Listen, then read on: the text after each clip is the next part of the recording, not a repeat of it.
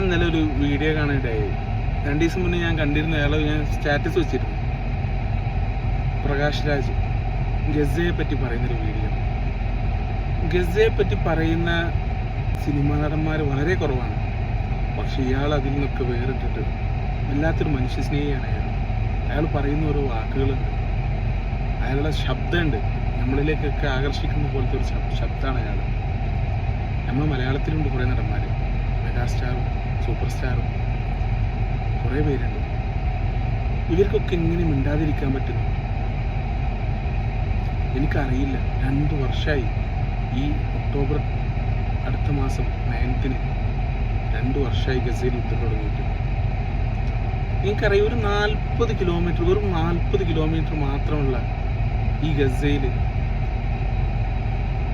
2ാം ലോക മഹായുദ്ധത്തിൽ ഹിറ്റ്ലർ ഉപയോഗിച്ചതിനെക്കാട്ടിയും കൂടുതൽ സ്ഫോടക വസ്തുക്കൾ വെറും ഈ 40 മലപ്പുറം ജില്ലയുടെ അത്രയുള്ള ഈ സ്ഥലത്ത് ഇസ്രായേൽ ഉപയോഗിച്ചു കഴിഞ്ഞു. എന്നിട്ടും അവർക്ക് അവിടെ നിന്നൊന്നും നേടാനായിട്ടില്ല. കുറേ കുട്ടികളെ അവർ കൊന്നു, കുറേ സ്ത്രീകളെ കൊന്നു, കുറേ നിരപരാധികളെ കൊന്നു. ഗസക്കാര് എന്ത് സുന്ദരമായ മനുഷ്യന്മാരാ, എന്ത് സുന്ദരമായുള്ള സ്ഥലമാണ് അവര്. ഇപ്പോഴും അവർ ചില വീഡിയോസൊക്കെ കാണാറുണ്ട്. അവരെ പറ്റി പറയാൻ വാക്കുകളില്ല, വർണ്ണിക്കാൻ വാക്കുകളില്ല. മനസ്സിൽ സ്നേഹം മാത്രമുള്ള ആൾക്കാരാണ് അവർ. അവർക്ക് ഇസ്രായേലിന് ഒരിക്കലും അവരെ തോൽപ്പിക്കാൻ പറ്റില്ല. അവർ പോരാടുന്നത് അവരുടെ സ്വാതന്ത്ര്യത്തിന് വേണ്ടിയിട്ടാണ്. നാളെ എൻ്റെയൊക്കെ കുട്ടി, എൻ്റെയൊക്കെ മക്കൾ നമ്മളോടൊക്കെ ചോദിക്കും, നിങ്ങൾ നിങ്ങൾ ജീവിച്ചിരിക്കണ ഈ കാലഘട്ടത്തിലല്ലേ ഇങ്ങനെയൊക്കെ ഉണ്ടായേ, നിങ്ങൾ എന്താ ചെയ്തതെന്ന് ചോദിച്ചാൽ നമുക്ക് എന്താ മറുപടി പറയാൻ പറ്റുക? എന്നും ഡ്യൂട്ടി കഴിഞ്ഞ് റൂമിലെത്തിയാൽ ഗസയുടെ വീഡിയോസ് വരും, അല്ലെങ്കിൽ ന്യൂസ് ഉണ്ടാവും. വളരെ സങ്കടമാണ്. അത് കണ്ട് കിടന്നുറങ്ങാൻ ശരിക്കും പറ്റാറില്ല. ഞാൻ ഈ വീഡിയോ ഞാൻ ചെയ്യുന്നത് തന്നെ, ഞാൻ ഓൺ വോയിസിൽ ഞാൻ ഇങ്ങനെ വീഡിയോ പോസ്റ്റ് ചെയ്ത ഒരാളാണ്. പക്ഷെ ഇതെനിക്ക് ചെയ്യണം തോന്നി.